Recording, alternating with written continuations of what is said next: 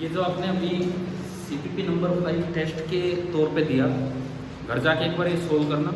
Answer की आपको मिल चुकी है। अपनी नोट्स कॉपी की पूरी हेल्प लेना, लगभग आप देखोगे तो आपसे हो जाएंगे सवाल। ठीक है, हो सकता है रिवीजन कम था अगर किसी के नंबर कम आए तो। और अभी हम आगे बढ़ते हैं अपने फील्ड वाले काम को, डाइपोल वाले काम को आगे बढ़ाते हैं। ठीक है,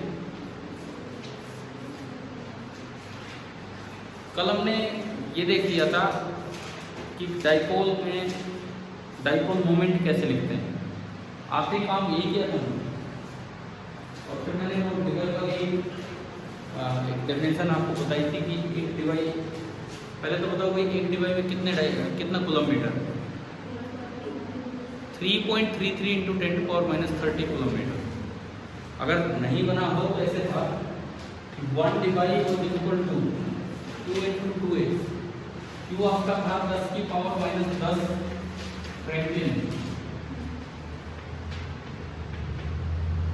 एंड जो 2a था वो था आपका 1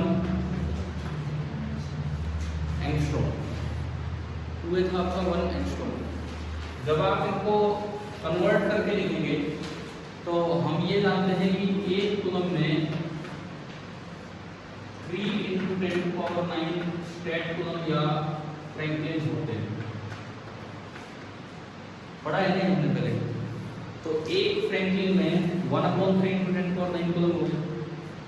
तो ये बना 10⁻⁻10 गुना 1/3 गुना 10⁻⁹ कूलम इंटू 1 एंगस्ट्रॉम होता है 10⁻⁻10 मीटर।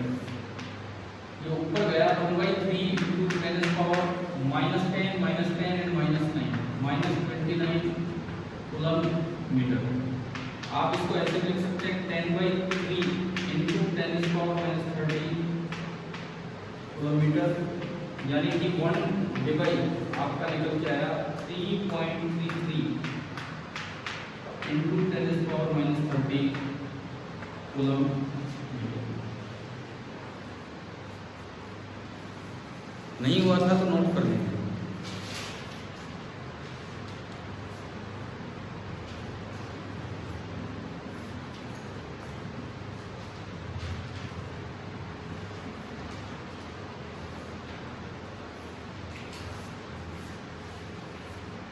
देखो नंबर बहुत ज़्यादा कम है, जितना आपको लिखवाया जा रहा है कॉपी में, अगर वही आप पढ़ के आ जाओ तो भी नंबर ठीक ठाक आ जाएगा। और फील्ड हमने डाला भी नहीं था, कम से कम यार रिवीजन करना चाहिए। आप लोग तो बिल्कुल ही ऐसे आ रहे हो टाइम पास के लिए, घर गए आ गए बस ये काम हो रहा है, पढ़ नहीं रहे हो। क्योंकि अगर टॉपर की बात करूँ, चलो 50 क्रॉस हुआ है, सेकेंड कुणाल आपका है 39, और कितना गैप तो यही हो गया। अगर ये एक ना हो तो हमारा तो टॉपर ही 39 पे आ जाए 72 में से, तो काफ़ी ज़्यादा लो स्कोर हो रहा है। अब जाके तो हर हाल में आपको पेपर सोल्व करना है। ठीक है, कॉपी लेके बैठ जाओ साथ, कैसे नहीं होगा वो देखो। चलो एक तो ये हो गया। एक और कल काम बताया था मैंने आपको कि कैसे भी करके, कहीं से भी करके वाटर का डाइपोल मोमेंट। अब डिवाइड अगर पढ़ेंगे, एक H2 मॉलिक्यूल का जो डाइपोल मोमेंट होता है दैट इज 1.84 मीटर। ये हाई है, लो ये काफ़ी हाई है, इतना मॉलिक्यूल से इतना ज़्यादा भी नहीं होता है। आप इसे कूलम मीटर में बताओ कितना होगा।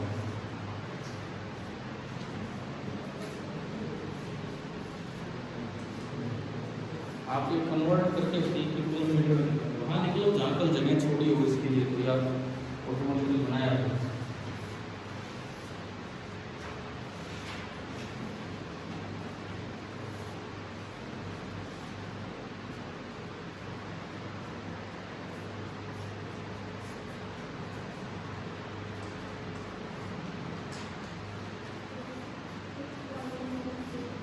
(6.1 × 10⁻30 कूलम मीटर। ये एक वाटर मॉलिक्यूल का डाइपोल मोमेंट होता है 6.1 × 10⁻30 कूलम मीटर।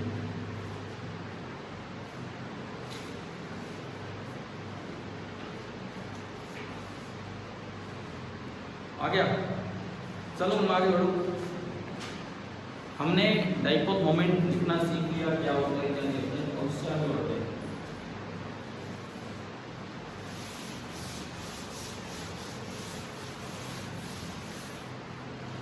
अब देखो ये जो सेंटर ऑफ चार्ज आपने निकाला है, इन सब का यूज करके कैसे क्या सवाल बनता है डाइपोल मोमेंट कैलकुलेशन पे। सपोज ये दिया हो आपको एक्स एक्सिस वाई एक्सिस, ये एक्स वाई प्लेन है, ओरिजिन पे रखा हुआ है -3 कूलम चार्ज, ओरिजिन पे रखा हुआ है -3 कूलम चार्ज। एक 1 कूलम यहाँ रखा हुआ है 2,0 पे, 2 मीटर ना 0,2 मीटर पे, और एक 2 कूलम यहाँ रखा हुआ है 4 metre, 0। Right the dipole moment of the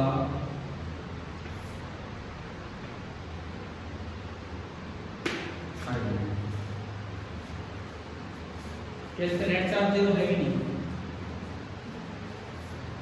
हाँ जी, नेट चार्ज 0 है, ये -3 और ये +3, लेकिन वो प्लस वाला चार्ज फैला हुआ है। अब आपको डाइपोल मोमेंट लिखना है।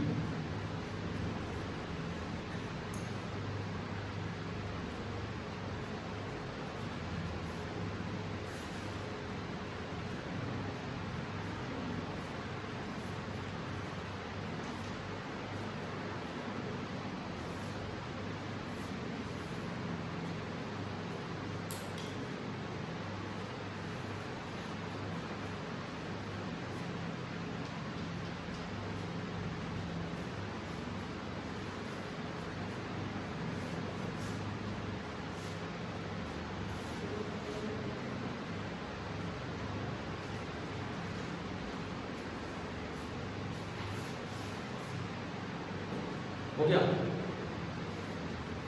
सेंटर ऑफ नेगेटिव चार्ज तो ओरिजिन पे है, लेकिन हमें क्या निकालना पड़ेगा? Centre of positive charge. तो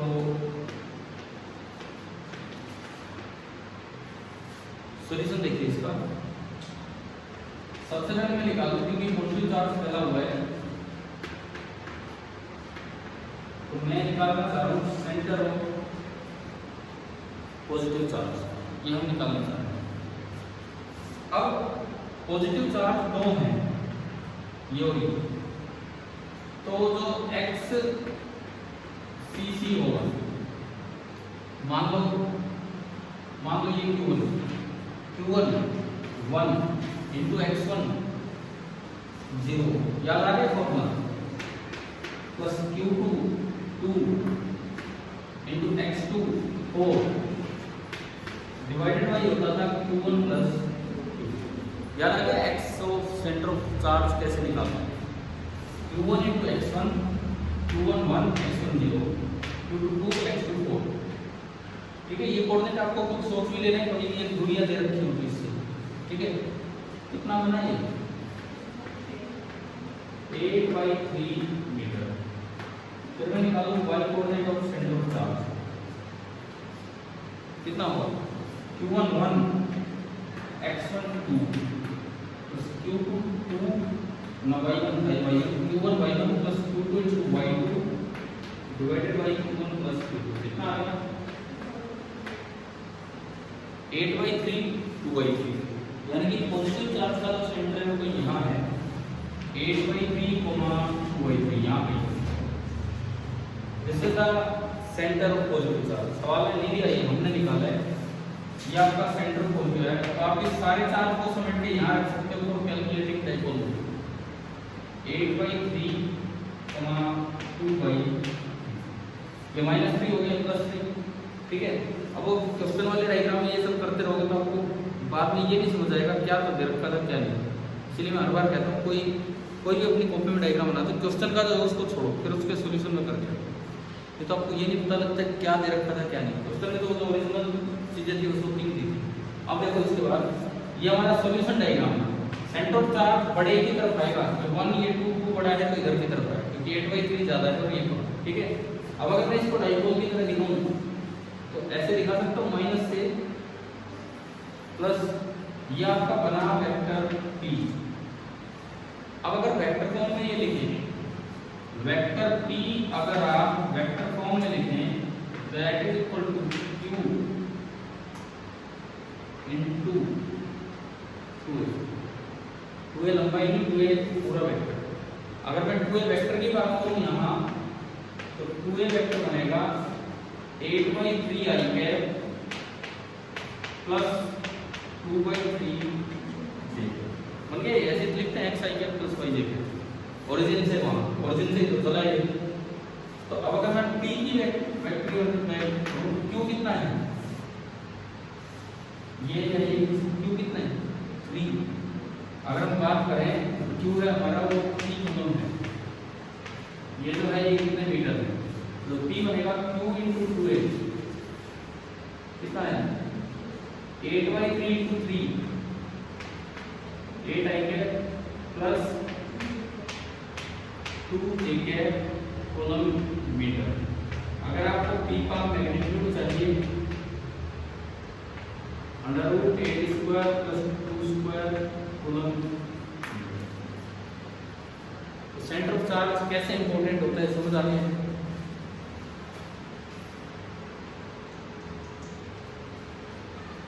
ये इसका मेथड फर्स्ट है, ये सॉल्यूशन का मेथड फर्स्ट है। आपको इसके 2-3 मेथड सिखाऊंगा। मेथड फर्स्ट में हमने दिया कि सेंटर ऑफ चार्ज निकाला और उसके अनुसार हमने भी वेक्टर लिख दिया।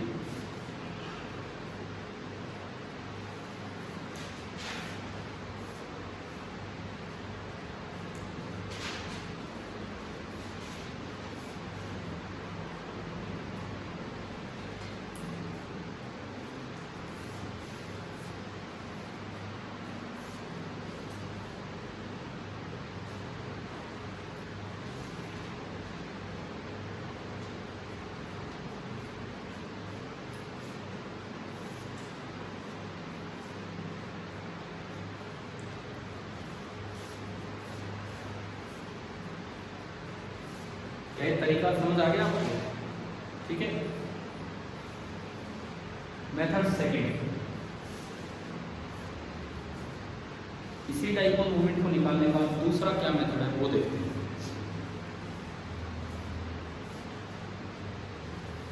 देखिए कई बार क्या होता है, ऐसे अगर सिस्टम है तो आप उसमें अलग अलग डाइपोल मोमेंट ढूंढ दिया करो और फिर उनका वेक्टर सम कर दिया करो। वो क्या है वो देखते हैं। ये हमारा आंसर तो मैं बता कर सकूँ, ये आंसर आया 8 i cap plus 2 j cap. देखते आगे भी और मेथड से भी आता है। दूसरा मेथड, आप सेंटर ऑफ चार्ज के चक्कर में मत जाओ।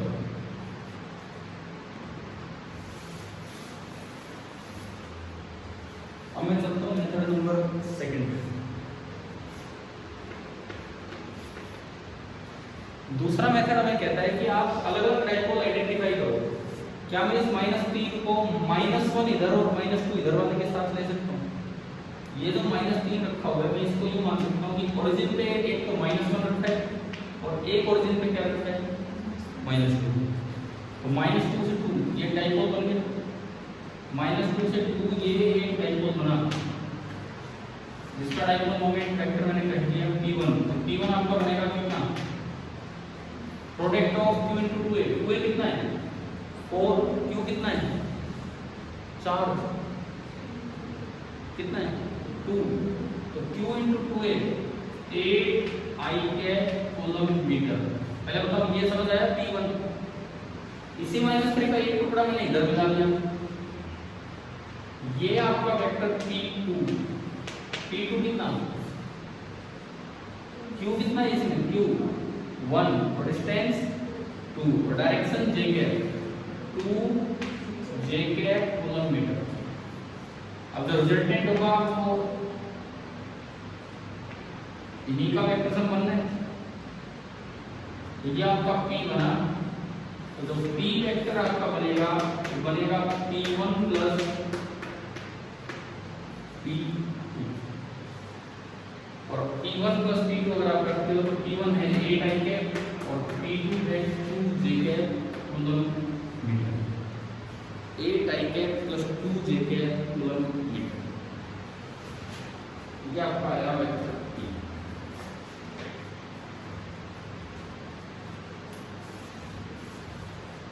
तो सेम आंसर आ गया।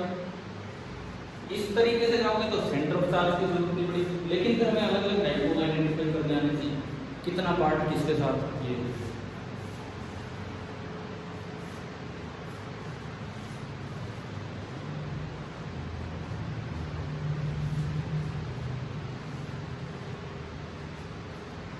अब एक और मेथड बताओ इन दोनों से भी आता ना, सेंटर ऑफ चार्ज देखना पड़ेगा ना अलग अलग डाइपोल देखने पड़ेंगे। मेथड थर्ड,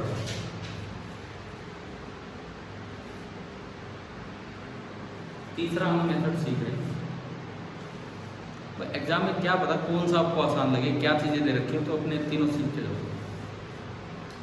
पहला मेथड है सेंटर ऑफ चार्ज की तरह, दूसरा मेथड है इंडिविजुअल डाइपोल छांट के और उनका वेक्टर सम कर देना, तीसरा मेथड क्या है, डालो हो गए। तीसरे मेथड में हम डाइपोल मोमेंट की जनरल डेफिनेशन यूज करते हैं।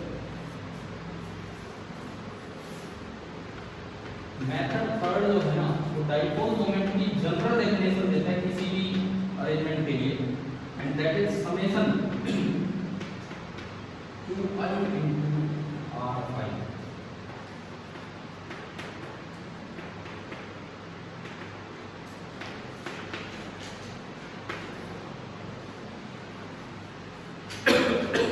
This is a very general definition of dipole moment. E vector is equal to sigma qi into ri, ये इसकी जनरल सी डेफिनेशन है। समेशन का मतलब जानते हैं, जोड़ करना है। Q मतलब वो चार्ज और R मतलब उस चार्ज की लोकेशन का पोजीशन वेक्टर ओरिजिन के रेस्पेक्ट। देखो जैसे अगर ये इसमें अप्लाई करूं, सपोज मैंने इसको Q1 बोल दिया 2 कूलम, तो R1 कितना होगा, R1 ये अब P1 P2 नहीं है, मैं एक बार डायग्राम में चेंज करूं, इनको आप पिछला ही देखते रहेंगे। हमें नहीं मतलब ये कहाँ क्या है, कोई डाइपोल नहीं, कुछ नहीं।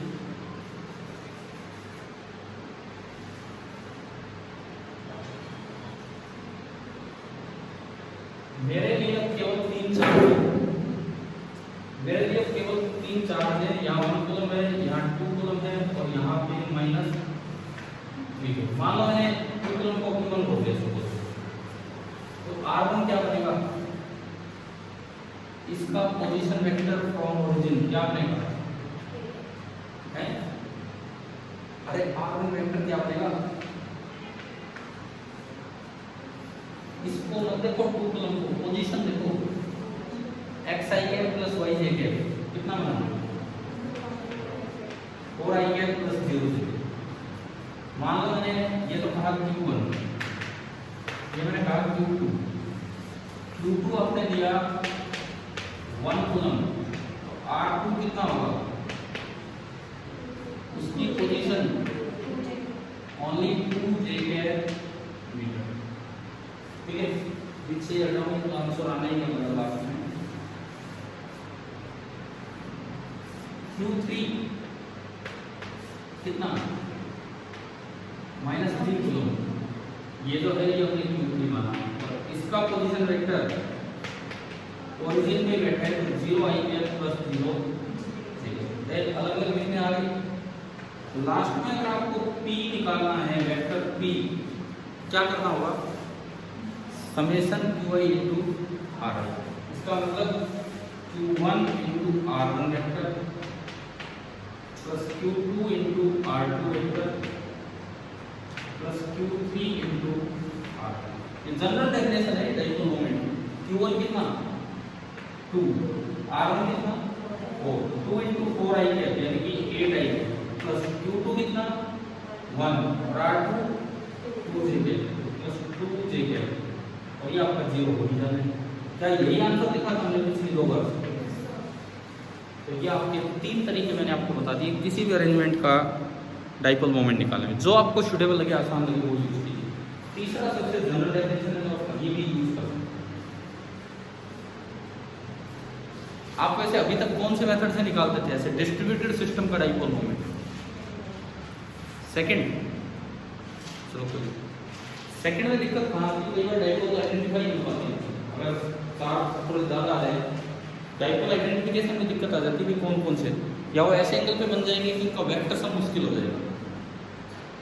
तो या तो सेंटर ऑफ चार्ज जो हर जगह ले रहे हैं वो, या फिर आप सेंटर ऑफ चार्ज में भी पहले सेंटर ऑफ चार्ज का एक जनरल डेफिनेशन क्या है इसमें, तो ये भी फायदा चाहिए पॉजिटिव हो चाहे नेगेटिव कोई सा ही हो, हमें सीधा यूज करना और अपने आप आंसर आएगा सारे लेवल। इससे कौन को निकाल रहा था या डाइपोल पढ़ाई नहीं अभी, ये इसके आगे लिखो जनरल डेफिनेशन, ये डाइपोल मोमेंट की जनरल डेफिनेशन है।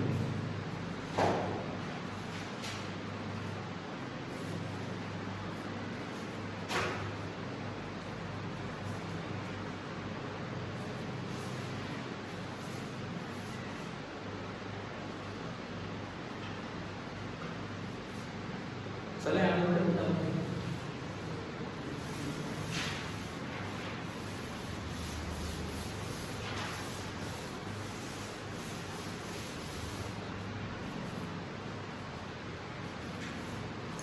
देखो इसके बाद सुनो,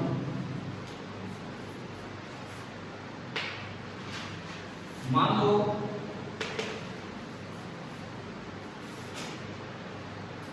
ये एक रिंग है,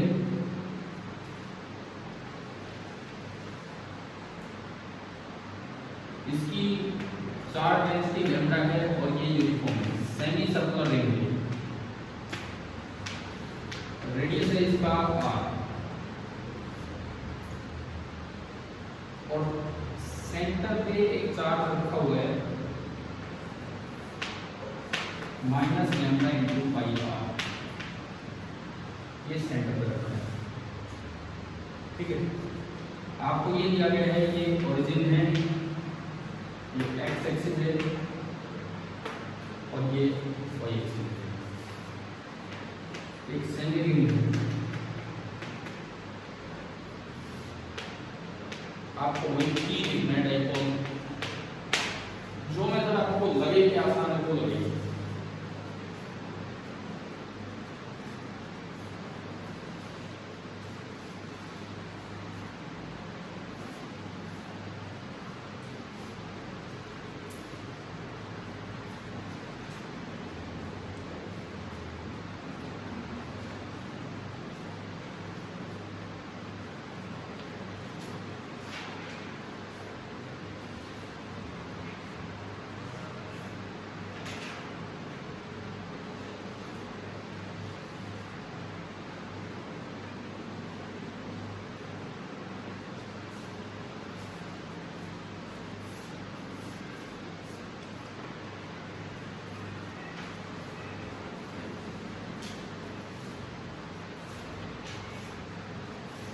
अब इसमें वो बताओ मेथड सेकंड कैसे लगाओगे?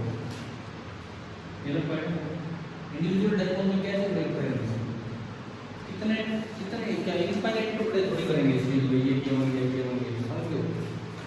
यहाँ पे बेस्ट मेथड कौन सा है? फर्स्ट। थर्ड तब अच्छा होता है जब आपको पॉइंट चार्ज फ्री दे। यहाँ बेस्ट मेथड कौन सा होता है? फर्स्ट। ठीक है ना, अपने आप सोचा करो। क्या मैं थोड़े दिन पहले आपको घर से करने के लिए दिया था कि सेमी रिंग का सेंटर ऑफ चार्ज निकालो, कितना ऊपर आया था? 2r/पाई किया था हमने। तो आप क्या करें, इसको यहाँ भी कर दें, उधर धूप लग रही है तो आप यहाँ जाओ इस लाइन में, ठीक है? याद हो तो तीनों चेयर खाली तो पड़ी है।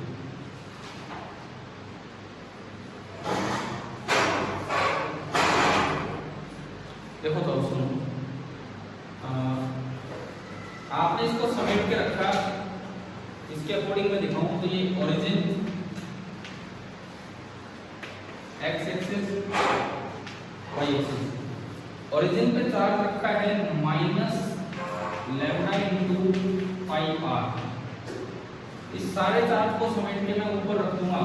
कितना ऊपर? 2r by pi. कितना है ये चार्ज? है कितना ये? भाई लैम्बडा अगर चार्ज डेंसिटी है और वो यूनिफॉर्म है तो टोटल चार्ज होगा lambda into length. Unit length का लैम्बडा, तो कितनी लेंथ है? पाई आर। सेमी सर्कल की लेंथ कितनी होती है? पाई आर, पूरे की 2 पाई आर। पाई आर अगर यूनिट लेंथ पे लैम्बडा चार्ज है तो पाई आर लेंथ पे कितना चार्ज हो जाएगा? Lambda into pi R. क्या बन गया आपका डाइपोल? तो आप डाइपोल समझते हैं कि एक नेगेटिव चार्ज है उतना ही पॉजिटिव चार्ज है, तो नेट चार्ज कितना हो गया? 0 हो गया। इट मींस इसका डाइपोल मोमेंट बनेगा वो इधर बनेगा।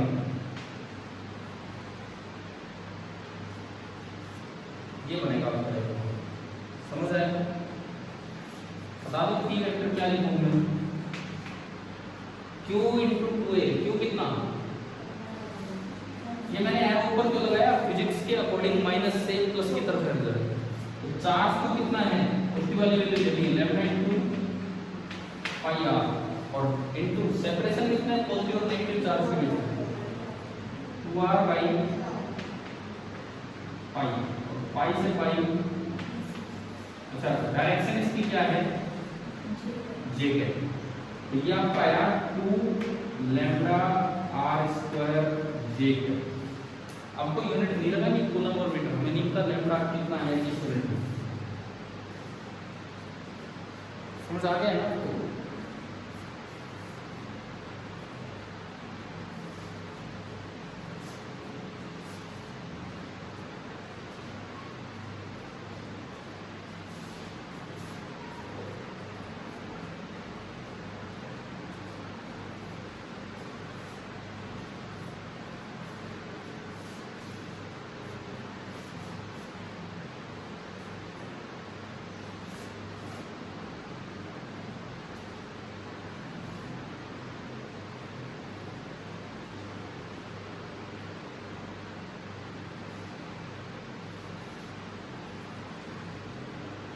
चले आगे। एक सवाल आप होमवर्क के लिए लिख लीजिए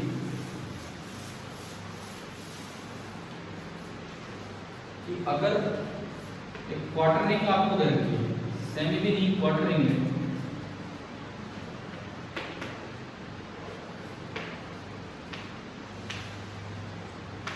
ये रेडियस इसका r है, सेंटर पे चार्ज होता है -q और इस पूरी पे q यूनिफॉर्म है।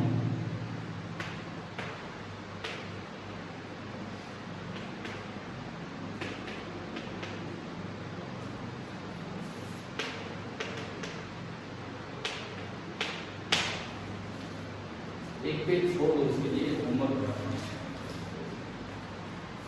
करेंगे ट्राई।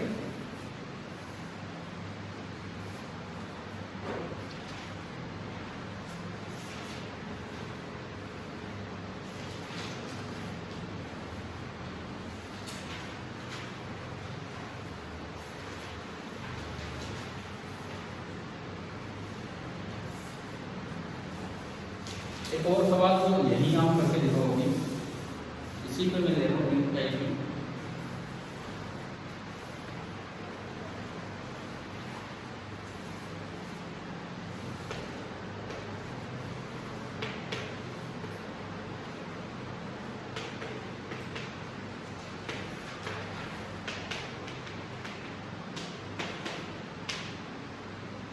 इसका सेंटर जो है वो ओरिजिन है, X axis Y axis, ring का रेडियस है r। रिंग पे ऊपर ऊपर तो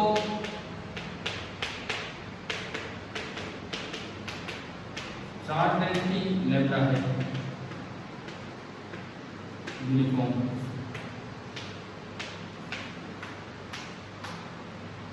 नीचे नीचे चार्ज डेंसिटी माइनस लैम्बडा है और ये भी यूनिफॉर्म है। राइट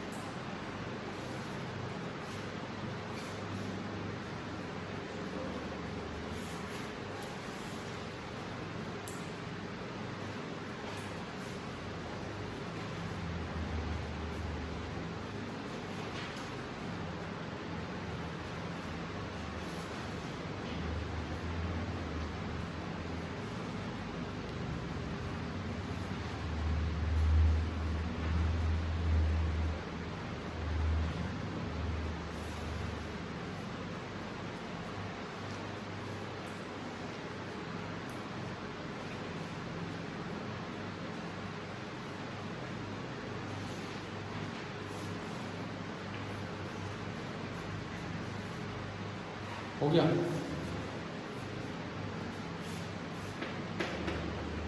ऊपर ऊपर पॉजिटिव चार्ज कितना है, लैम्डा इंटू पाई आर, और वो कितने ऊपर होगा उसका सेंटर, आर बाई पाई। देखो कूलम्ब्स को लगाने के लिए कभी भी सेंटर पे रिप्लेस मत कर देना सारा चार्ज, ये डाइपोल मोमेंट निकालने के लिए। तो ये ओरिजिन है, ये आपका वाई एक्सिस है। तो अगर आप ऊपर ऊपर का चार्ज देखें तो यहाँ बनेगा लैम्डा इंटू पाई आर, और वो कितना ऊपर बनेगा, वो आर बाई। सिमिलरली नीचे वाला सेंटर यहाँ बनेगा इसी तरह, और वो बनेगा minus lambda into pi R, और वो भी इतना ही नीचे बनेगा 2r बाई पाई। और अब अगर मैं इसका डायगोनल मोमेंट लिखूं तो माइनस से प्लस की तरफ, तो डायरेक्ट सिंबल आ गई जे कैप, और मैग्नीट्यूड होगा चार्ज इनटू लेंथ। चार्ज कितना है, लैम्डा पाई आर, उसकी वैल्यू हम लेते हैं, और लेंथ कितनी, 4r बाई पाई, और क्या आपका है जे, पाई से pi cancel, 4 lambda R square J. सही किया था आपने, ठीक है।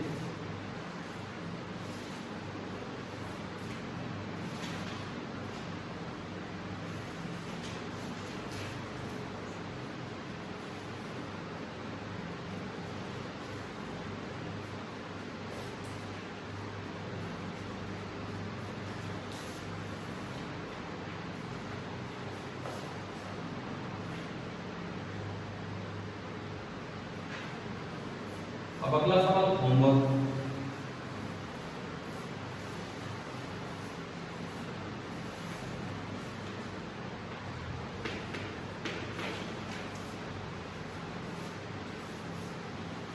इस बार शीट पे चार्ज है,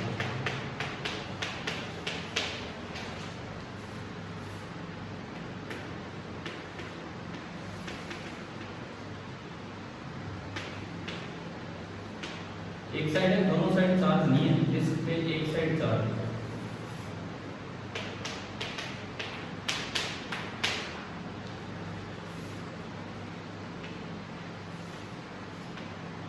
और इधर है ऑन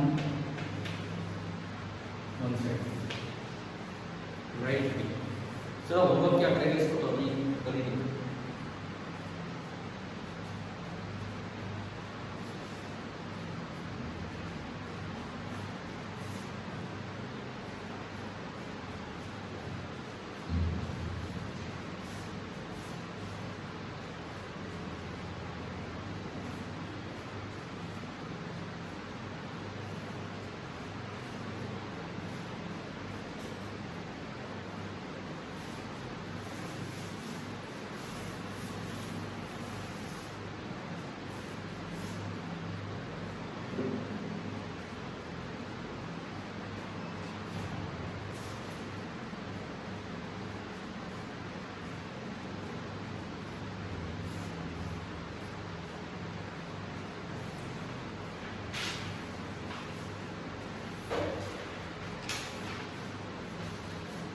कल मैंने एक बार तो नाम ले दिया था, डिस्क का सेंटर ऑफ मास होता है 4r बाई 3 पाई ऊपर, बताया था। डिस्क का सेंटर ऑफ मास होता है 4r बाई 3 पाई ऊपर, ठीक है। चार्ज कितना है, पॉजिटिव चार्ज कितना है, सिग्मा इंटू एक आधी साइड का area pi R square by 2। तो अगर मैं इसको करूँगा ये पूरा आपका वाई एक्सिस है, ये ओरिजिन है, सारा पॉजिटिव चार्ज समेट के यहाँ गया sigma into pi R square by 2। ऐसे ही सारा नेगेटिव चार्ज यहाँ जाएगा minus sigma into pi R square by 2।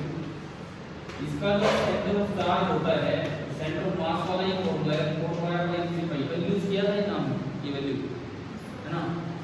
और इसका भी कितना 4r बाई, तो p वेक्टर तो वही बना j की तरफ प्लस j की तरफ, क्योंकि ये नेगेटिव से पॉजिटिव है। +1 के फॉर्मूले हैं जो डायरेक्ट यूज हो रहे हैं, लिख दो जी इसको P वेक्टर।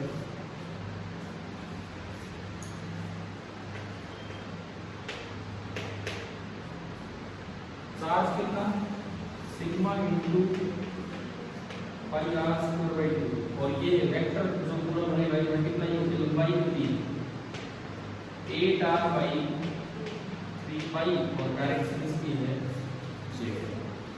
क्या याद है वैसे आपको फॉर्मूले क्वेश्चन के 4r by 3 pi 2r by pi? अब आज भी याद नहीं, मैंने कहा था कल एक बार देख लेना अपनी कॉपी से, नोट से, जो 11वीं के जहाँ भी या बुक से। यार ये सवाल आ जाए, मान लो ये सेल है, स्फेरिकल सेल है, ऊपर सारा पॉजिटिव नीचे है, फिर आप अटक के बैठ जाओगे, उसका नहीं याद कितने ऊपर है ना। एक बार वो क्वेश्चन की फॉर्मूले रिवाइज करो, सॉलिड स्फीयर आ जाए उस पर अटक के बैठ जाओगे, नहीं याद कितने ऊपर है। क्लियर है ना ये चीज़? एक बार अपने फॉर्मूले रिवाइज करो, इस तरह से करने के लिए मैं तो कितने नोट बना के देता हूँ ऐसे सवाल। या आपका क्या आ गया 4 पाई पाई मेरा 4 सिग्मा आर क्यूब बाई 3।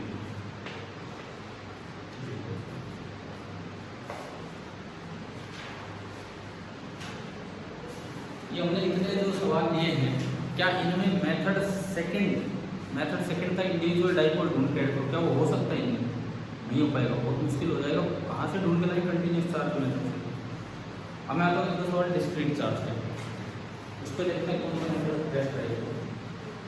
बिठा दो इसको।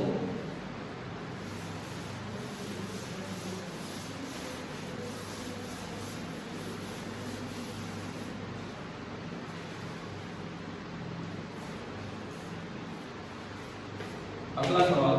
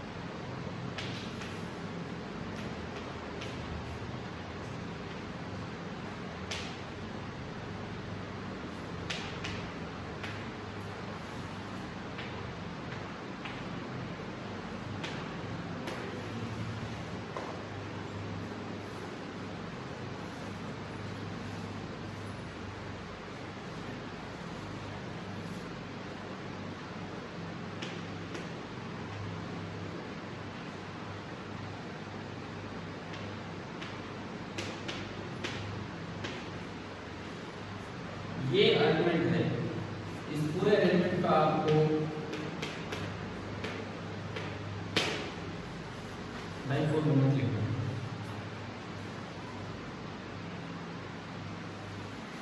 अब सुनो, यहाँ पर 3 मेथड्स होंगे। पहला मेथड क्या कहते हैं? Centre of charge. Centre of charge निकाल सकते हैं। पहले पॉजिटिव का निकालो, पॉजिटिव का। मैं एक बार दोनों मेथड से देखता हूँ। यहाँ पर मान लो मैंने मेथड फर्स्ट में लगा रहा हूँ, आपने क्वेश्चन लिख लिया, क्वेश्चन तो लिख लिया ना। सुनो, मेथड फर्स्ट पॉजिटिव वाला निकाला, तो XCC पॉजिटिव चार्ज के लिए भी लगा रहा हूँ। पहले पॉजिटिव कितने हैं? 2 हैं ना, ये ना ये 1 है, एक 1 है, तो एक क्या लेना होगा? -1। तभी तो नेट चार्ज कितना बनेगा? 0। पॉजिटिव ये 2 हैं, एक ये है और एक ये। इनका अगर मैं सेंटर ऑफ चार्ज निकालूं तो Q1 1 इंटू x1 कितना? -2 plus Q2 2 x2 3 upon Q1 plus 2। ये आया -2 प्लस 6 और XCC कितना आ गया? 4/3 मीटर। अब मैं निकालूं YCC पॉजिटिव चार्ज के लिए, ये और ये Q1 -2 इंटू y1 ना क्या निकालना है, पॉजिटिव चार्ज का ही y कोऑर्डिनेट निकालना है, पॉजिटिव चार्ज का y कोऑर्डिनेट, इन दोनों को ही देखना है। q1 1 इनटू इसका y कोऑर्डिनेट -1 प्लस q2 2 इसका y कोऑर्डिनेट -1 अपॉन -1 -2 -3/3 तो मेरे पास पॉजिटिव चार्ज की लोकेशन आ गई, पॉजिटिव चार्ज की लोकेशन आ गई कि भैया आप जब इसमें सारा चार्ज समेट के रखोगे, पॉजिटिव चार्ज है कितना टोटल 2 + 1 3 है, तो मैं 3 कूलम चार्ज को समेट के रख सकता हूँ 4/3 -1 में, तो 4/3 -1 यहाँ पे, यानी कि आपका 3 कूलम चार्ज यहाँ बनेगा 4/3 -1। एक बार ये लोकेशन आई आपको समझ, ठीक है। उसके बाद अब आप आओ नेगेटिव चार्ज के सेंटर पे, नेगेटिव चार्ज के सेंटर पे एक्स कोऑर्डिनेट और सेंटर ऑफ चार्ज ऊपर दोनों नेगेटिव, -2 * -1 एक्स कोऑर्डिनेट प्लस -1 * 4 और अपॉन -2 -1 यानी कि -3।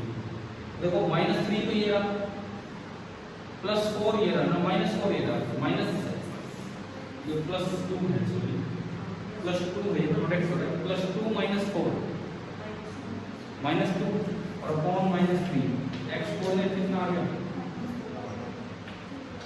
-3 आ गया, +2 - 4 -2 अपॉन -3 2/3। अब मैं आऊँ y कोऑर्डिनेट पे, कितना होगा y कोऑर्डिनेट, -2 * 4 प्लस -1 * 4 ना 4 ये अपॉन -3 -8 and -4 -12 -3 तो 2/3 4 2/3 मतलब इससे पहले क्या होगा, यहाँ पे यहाँ नहीं, तो माइनस का 3 को चार्ज आपको पूरा समझ के यहाँ रखेगा, यहाँ पे सिमेट में रख सकते हैं 2/3 क्या ये समझ आ गया। आप देखो जो डाइपोल मोमेंट बनेगा P Q × 2a, Q तो इसका चार्ज है, पॉजिटिव उल्टी एरो लगा दिया, एरो किधर लगना है, माइनस से प्लस की तरफ, Q तो कितना लेना 3, ठीक है। तो 2a वेक्टर क्या है, जब आप ये निकालोगे तो मैथमेटिक्स हमें सिखाता है पोजीशन वेक्टर निकलता है ऐसे, इसका x कोऑर्डिनेट -6 का x कोऑर्डिनेट * y है, तो इसका y कोऑर्डिनेट माइनस इसका y कोऑर्डिनेट * z है। अगर एरो इधर लगा है x final - x initial * y है, x फाइनल कितना 4/3 -2/3 कितना बचा 2/3 i है, -1 -4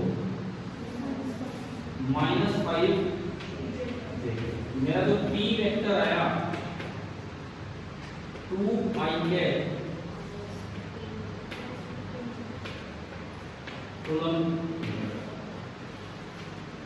बताओ पहला मेथड आ गया समझ, अगर इस तरह से पहले विचार कीजिए।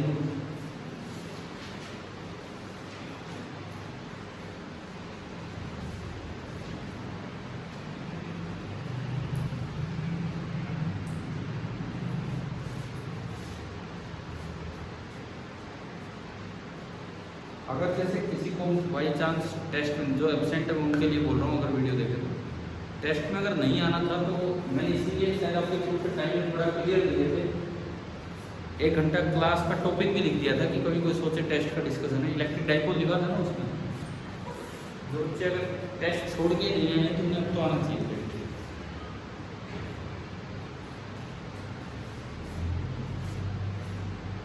अब मैं आऊँगा मेथड नंबर 3 पे, जो सबसे कम यूजफुल है ना हमारे लिए, वो कौन सा है, सेकंड, क्योंकि उसमें वेक्टर एडिशन करना कर ही नहीं पाएंगे आगे बार।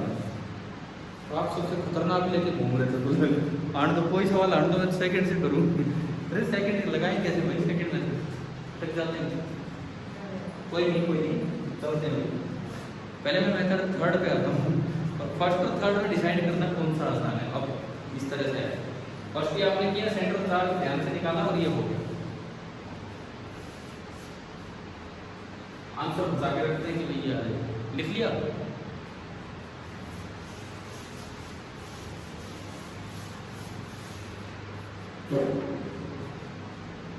देखिए मेथड नंबर सेकंड जो है हमारा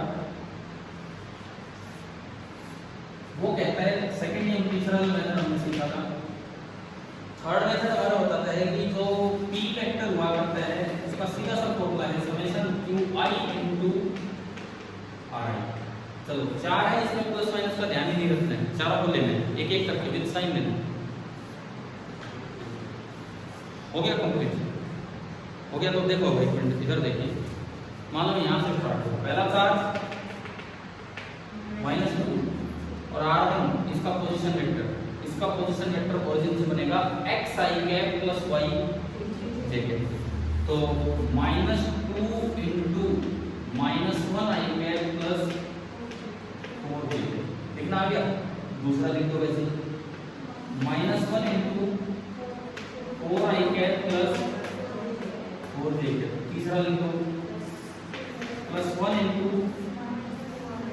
-2i कैप -1 j कैप। चौथा लिख दो +2 into 3i cap minus j cap. अब इनको इकट्ठा कर लेता हूँ, पहले x वाली साइड i वाली -2 इनटू -1 +2 -4 +2 -4 -2 +6। देखिए 2 -4 -2 and +6 i cap j cap पे देखो 4 2 8 -8 -4 -1 -2 ये कितना बना ये 6 से 6 बेटा 2i कैप ये कितना होगा -15। एक बार अपना आंसर मेंशन करो, कौन सा आसान है? सारे तीसरे वाले तो और भी जल्दी दे रहा आंसर। सेंटर ऑफ चार्ज भी नहीं निकालना पड़ा, उसमें गड़बड़ होने के चांस है, x की जगह y रख दो, ये समझ गए?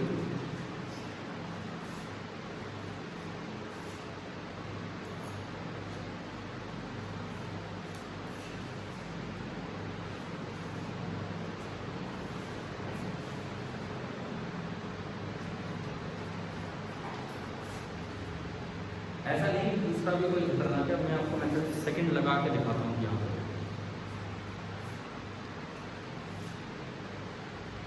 वो इसलिए यहाँ यूजफुल हो पा रहा है क्योंकि मैंने आपको अलग अलग डाइपोल पहले ही दिखा दिए, -2 +2 1 एंड -1। अगर मैं चार्ज को इस तरह तितर बितर कर देता, कहीं 3 है कहीं 6 है कहीं -9 कहीं 15 है, लेकिन ओवरऑल 0 है, उसमें इंडिविजुअल डाइपोल 3-4 बन जाते हैं, उनका वेक्टर सम बड़ा फिर लिखने में मुश्किल होता है। ठीक है, अभी तो कोई बात नहीं, तीनों लगा के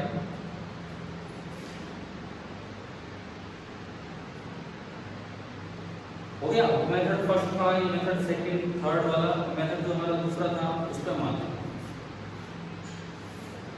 आपको इसमें दो डाइपोल दिख रहे हैं क्योंकि -2 और +2 दिखा रहे हैं।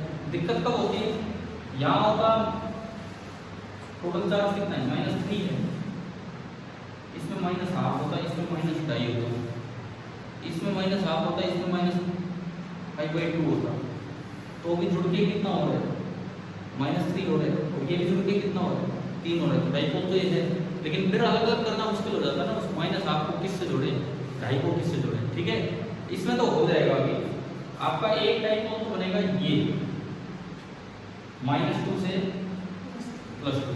मान लो लेट इट बी P1, पहले P1 ही लिखवा दो, Q इनटू 2a वेक्टर। तो Q तो कितना है, चार्ज कितना है इस पे 2। मैंने कहा ये दिक्कत कब होती है जब यहाँ -½ होता है और यहाँ -5/2 होता है, फिर हम करना भूल जाते हैं कि कैसे क्या करते हैं। चार्ज 2 है और ये vector into this vector is x2 - x1 i cap plus y2 - y1 ठीक है, बताया था थोड़ी देर पहले। x2 - x1 3 - -1 4 i cap -1 -4 -5 j cap. तो T1 आपका बना 8 i कैप -10 j। ठीक है, अब मैं चलूं दूसरे वेक्टर की तरफ, उधर से इधर, समझ गए ना, माइनस से प्लस। ये आपका P2 कितना होगा, चार्ज कितना है पे 1 into x2 minus x1, arrow इधर लगा है, x2 माइनस x1, x2 -2 है, -2 -4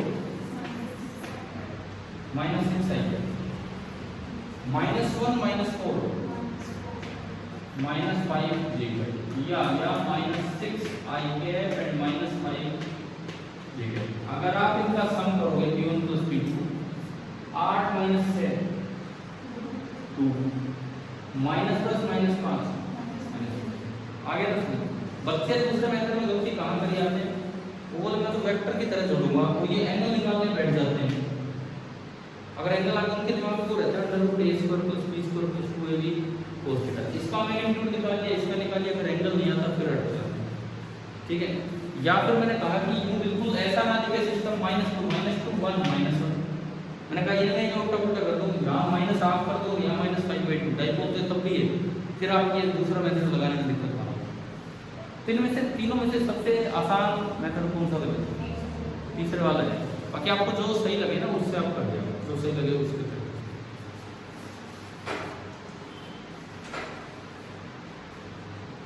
तो आज के इस लेक्चर में यूँ लगा लो कि हमने डाइपोल मोमेंट कैलकुलेट करना सीखा है।